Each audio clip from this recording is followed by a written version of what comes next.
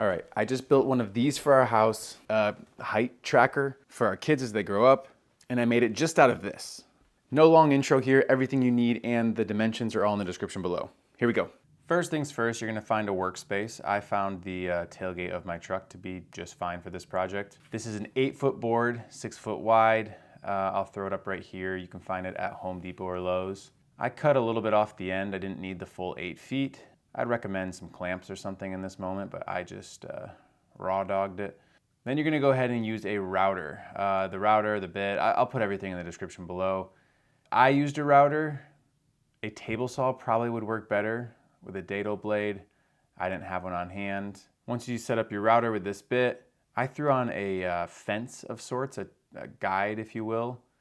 And this is just to run my router fence against, create a nice flush, even router channel into. But I put it at about 1/4 inch or 3/8 inch depth, so kind of half the thickness of this piece of wood, and ran it all the way down this 8-foot board, or really 6.5 now. This part does take a little while, as routing is not something you normally want to rush.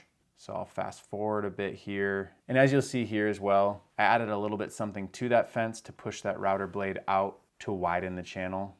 The channel ended up being about 1 inch wide, and like I said, about 1/4 inch deep. And I'll speed this up again, take off the fence, and then as promised, here's a close-up of that channel. Pretty straightforward, pretty simple. And it was intentional that it's off to the left.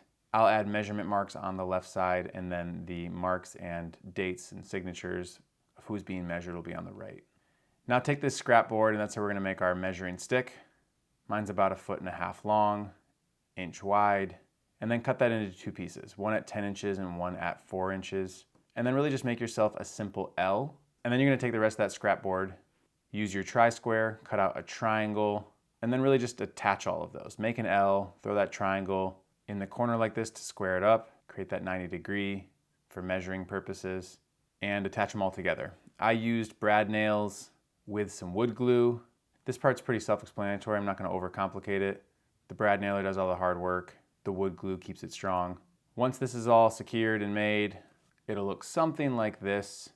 Pretty simple, straightforward, like I said. Nothing too fancy, does the job.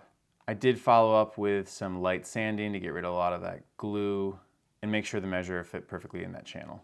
I also went ahead and sanded the measuring board itself, and then had the fun job of taking out the tape measure and marking little ticks for all of the measurements. I first started with the feet and then followed up with inches. I started in pencil and then moved to pen.